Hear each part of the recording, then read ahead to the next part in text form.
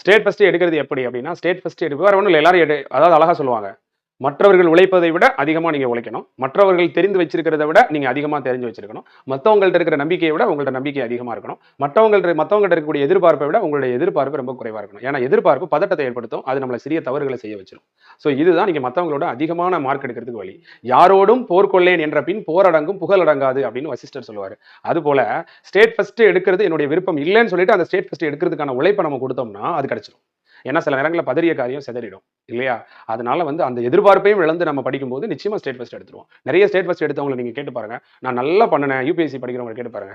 நான் நல்லா பண்ணினேன். ஆனா ஸ்டேட் ஃபர்ஸ்ட் எடுப்பேன்லாம் நினைக்கல. ஆனா எடுத்துட்டேன். எனக்கு கேட்கும்போது ரொம்ப சந்தோஷமா இருக்கு அப்படிம்பாங்க. அப்ப என்ன அர்த்தம்? அப்போ எதிர்பார்ப்புகள் இல்லாம தன்னுடைய உழைப்பை கொடுக்குறாங்க.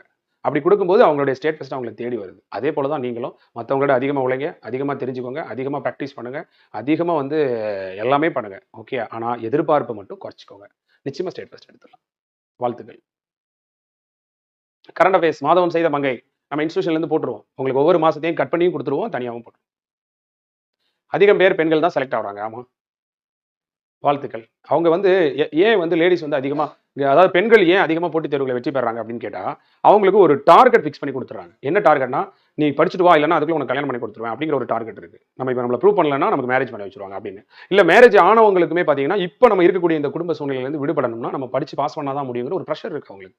நிர்பந்தம் இருக்கும்போது எந்த ஒரு காரியத்தையும் நம்ம செஞ்சுருவோம். செய்ய தூண்டும். நமக்கு வந்து மத்த சோம்பல்லாம் நம்மள விட்டு போயிடும். நாளைக்கு எக்ஸாம்னா நம்ம எல்லா சோம்பலையும் தூக்கி தூர போட்டு உட்கார்ந்து படிப்போம். அந்த மாரி ஒவ்வொரு நாளும் வந்து பெண்கள் வந்து ஒரு கஷ்டத்த அனுபவிச்சுக்கிட்டே படிக்கிறதால, அவங்க சுதந்திரத்துக்காக படிக்கிறதால, அவங்க வந்து தன்னுடைய அடையாளத்துக்காக, மதிப்புக்காக, தான் மதிக்கப்படணும் அப்படிங்கிறதுக்காக படிக்கிறதால, நாளைக்கு நம்ம வெற்றி பெற்றா தான் நம்ம குழந்தைங்களுக்கு கேட்டத வாங்கி கொடுக்க முடியும். அப்படிங்கிறதுக்காக படிக்கிறதாலயும், நான் என் முயற்சியை கைவிட்டா இந்த உலகம் என்னுடைய குழந்தைகளை கைவிட்டுடும்.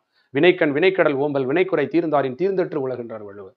நான் எடுத்துக்கொண்ட காரியத்தில் முயற்சியை கைவிட்டவரை இந்த உலகம் கைவிட்டுடும். அதனால நாளைக்கு என் பிள்ளைங்களை யாரும் கைவிட்டுடக்கூடாது. அதுக்காக படிக்கிறாங்க. நாளைக்கு என்னுடைய தாய் தகப்பனுக்கு ஒரு ₹10 காசு வேணும்னா, நான் என் புருஷன்ட்ட கேட்க முடியாது. நான் படிச்சு வேலைக்கு போனா தான் நான் என் சொந்த பந்தங்களுக்கு செலவு பண்ண முடியும். என் பிள்ளைங்களுக்கு கேட்டத வாங்கி கொடுக்க முடியும்னு படிக்கிறாங்க. வீட்டிலிருந்து வெளியே வரணும், சுதந்திரமா இருக்கணும்னு படிக்கிறாங்க. இன்னும் நிறைய பேர் தனி குடித்தனம் போணும், கூட்டு குடும்பத்தை பிரிக்கணும் அப்படின்னு சொன்னா, நம்ம முதல்ல படிச்சு வேலைக்கு போயிட்டோம் அப்படின்னு சொன்னா, வீட்டுக்காரர் தானா இந்த வீட்ல இருந்து வெளியில ஓடியாந்துருவாரு பின்னாடி அப்படின்ட்டு படிக்கிறவங்களும் இருக்கிறாங்க. இந்த எந்த ஒரு கஷ்டமான வேலையை செய்ய ஒரு ஈஸியான வழி இருக்கும். என்னடா பண்ணலாம்னு பார்க்குறாங்க. இந்த குடும்பத்துல இருந்து தப்பிக்கணும்னா நம்ம நல்லா படிச்சோம் அப்படின்னு சொன்னா, எங்கேயாவது போஸ்டிங் போட்டுருவாங்க. இந்த ஆளு பின்னாடியே ஓடியாந்துருவான் அப்படின்னு சொல்லிட்டு படிக்கிறவங்கலாம் இருக்கிறாங்க. இந்த மாதிரி நிறைய பேர் பல காரணங்களுக்காக படிச்சுட்டு இருக்காங்க. அதனால தான் அவங்க ரிசல்ட் வாங்கிடுறாங்க. இன்னொன்னு டெடிகேஷன் அவங்கள்ட்ட அர்ப்பணிப்பு கொஞ்சம் அதிகங்க. ஒரு புத்தகம் தூக்கி சுமக்கிறதா இருந்தாலும், ஒரு பெண்ணுடைய புத்தக பையும், ஒரு ஆணுடைய புத்தக பையையும் நீங்க வந்து சோதிச்சு பாருங்க. இவன் 1 நோட் 2 நோட் வச்சிருப்பான். அவங்க 10 புத்தகத்த தூக்கி சுமந்துட்டு வருவாங்க. அது ஒரு காரணம். இயல்பாவே ஒரு வைராகியம் இருக்கும். இன்னொன்னு போட்டி அவங்கள்ட்ட அதிகமா இருக்கும் பெண்கள்ட்ட. போட்டிங்கிறத விட பொறாமையும் கொஞ்சம் ஜாஸ்தியா இருக்கும். ஒரு 4 பசங்க சேர்ந்து படிச்சு ஒரு பையன் வேலைக்கு போயிட்டான்னா, மத்த 3 பேர் சந்தோஷப்படுவான். சந்தோஷப்படுவான். அதோட என் மாப்பிள போயிருக்கான் அப்படியே ஒரு ஜாலியா இருப்பான். ஆனா பொண்ணுங்க அப்படி கிடையாது. 4 பேர் படிச்சதுல ஒருத்தி வேலைக்கு போயிட்டான்னா, அவ போயிட்டா, அவ போயிட்டா, அவ போயிட்டா, அவ போயிட்டா, அவ போயிட்டா, நான் போனேன்னே போட்டியும் பொறாமைங்கிறது ஒரு ஆரோக்கியமா தானே இருக்கு. அதனால அவங்க வந்துடுறாங்க. அது ஒரு 80, 90% பேர்ட்ட நான் பார்த்துருக்கேன். அதனால நான் சொல்றேன். இதையும் தாண்டி கேர்ள்ஸ்க்கு ரிசர்வேஷன் இருக்குன்னு சொல்றீங்களா? நான் அந்த பக்கம் போல. அந்த பக்கம் போல நான். ஏன்னா நீங்க வந்து குடுத்துருக்க 30 அத மட்டும் பார்க்குறீங்க. டோட்டலா 70ல ஆண்கள் பாதி, பெண்கள் பாதி தானே. அத பார்க்கணும்ல நம்ம. அவ்வளோதான். அத தாண்டி வராங்களா பாதிக்கு மேல. அப்போ ஒரு 10 பேர் எக்ஸ்ட்ரா படிக்கிறாங்கன்னு தானே அர்த்தம். டெஸ்ட் எழுதுன்னு சொன்னா, ஜென்ஸ் வந்து 30 டெஸ்ட் எழுதுறான்னா, பசங்க வந்து லேடீஸ் வந்து 60 டெஸ்ட் எழுதுறாங்க அவன். ஒர்க் பண்றாங்க அவன்.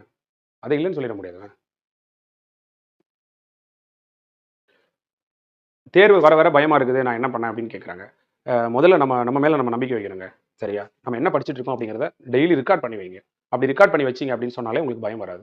நெறைய பேரு ஒரு ரிவிஷன் பண்ணாம, அப்படியே படிச்சுட்டு போய் தான் உங்களுக்கு அந்த பயம் அதிகமாயிட்டே இருக்கு. நம்ம என்ன படிச்சுட்டு இருக்கோங்கிறத செக் பண்ணி போயிட்டு இருந்தோம்னா, நம்ம ஸ்ட்ராங்கா இருப்போம். நம்முடைய பலம், பலவீனம் என்னன்னு கரெக்ட்டா தெரிஞ்சா நம்ம பயப்பட மாட்டோம். அது தெரியாததால தான் அப்பப்ப ஏதோ ஒரு கொஸ்டின பார்த்து பயப்படுறோம். அடுத்து சுத்தி இருக்கிறவங்க ஏதாவது பயம் காட்டுவாங்க. அதெல்லாம் நீங்க பார்க்காதீங்க. நம்ம நாமளா இருக்கணும். நம்ம உழைத்த உழைப்புக்கு பலன் கிடைச்சா போதும். இத மட்டும் நீங்க திங்க் பண்ணுங்க போதும். அவ்வளவுதான். டெஸ்ட் நெறைய எழுதி பாருங்க. கிராம நிர்வாக அலுவலர் விஓ ஆகுறதுக்கு எவ்வளவு மார்க் எடுக்கணும் அப்படின்னு சொன்னா, டாப்ல வரணும் அவ்வளவுதான். இப்ப 170 குரூப் இருக்குன்னா, நீங்க முதல்ல ஒரு 1000க்குள்ள வந்தீங்கன்னா, நீங்க கிடைச்சிடலாம். முதல் 1000க்குள்ள வந்தீங்கன்னா, உங்களுக்கு கரெக்ட்டா இருக்கும். நீங்க ஸ்கோர் பண்றது கொஞ்சம் ஈஸியா இருக்கும். Thank you. பிரதீக்ஷா. நல்லா படிங்க பிரதீக்ஷா. நீங்க அரசு ஊழியர் ஆகுறீங்க. ஆமா. வாங்கிட்டு ஸ்வீட் எடுத்துட்டு வரீங்க. நம்ம சாப்பிடுறோம், கொண்டாடுறோம். போறோம். ஃபர்ஸ்ட் டே நீங்க வந்து வேலைக்கு போறீங்க. உங்களுக்கு நான் வாழ்த்து சொல்றேன். வாழ்த்துக்கள். அதை இப்பவே மனசுல வச்சுட்டு அதே மாரியே படிங்க. Thank you Viji. Thank you Viji.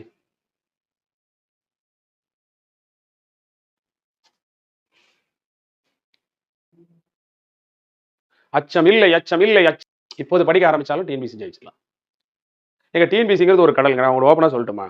Sir இவ்வளோ கோச்சிங் சென்டர் வச்சிருக்கீங்க, எல்லாருக்கும் வேலை கிடைச்சிருமா போதுமா? நெறைய பேருக்கு உண்மையிலேயே இத பார்க்கும்போது, இந்த போட்டிய பார்க்கும்போது கொஞ்சம் பொறாமையும் இருக்குன்னு நெனைக்கிறேன். கொஞ்சம் பேர் இருப்பாங்க. "ஒழுக்காறா கொள்க ஒருவன் தன் நெஞ்சத்து அழுக்காறு இல்லாத இயல்பு" அப்படின்னு இருக்கிறார் வள்ளுவர். ஒருவன் இயல்பாவே நான் ஒழுக்கமாவே வச்சிருக்கணும். அடுத்தவங்க முன்னேறத பார்த்து, இல்ல அடுத்தவங்க சிலருடைய செயல பார்த்து ஒரு சிலருக்கு வந்து ஜீரணிக்கவே முடியாது. அப்படி கொஞ்சம் பேர் இருப்பாங்க. பட் என்னோட கருத்து நான் என்ன சொல்றேன் அப்படின்னு சொன்னா, நாம வெறும் படிப்ப மட்டும் கத்துக் குடுக்கறதுக்காக இந்த இன்ஸ்டிடியூஷன் ரன் பண்ணலங்க. ஏதாவது நல்ல பண்புகள யாருக்காவது கொண்டு போய் சேர்க்க முடியுதான்னு பார்க்குறேன் அவ்வளவுதான். இப்போ உங்களுடைய குரூப் 2 எக்ஸாமுக்காக நான் வெயிட் பண்ணிட்டு இருக்கேன். அதுக்கப்புறம் நிச்சயமா உங்கள ஏதாவது ஒரு நல்ல வழியில உங்களுக்கு நல்வழிப்படுத்தி, ஏதாவது ஒரு ஒரு ஒரு நல்ல ஒரு தன்னம்பிக்கை ஏற்படுத்தும் விதமா ஒரு கல்வி சேவை ஆற்றணும் அப்படிங்கிறது என்னோட எண்ணம். வேற ஒண்ணும் இல்லங்க. இதான் உண்மை. பண்ணுவோம். நெறைய பண்ணுவோம். செய்வோம் சொல்றத விட. Thank you, thank you.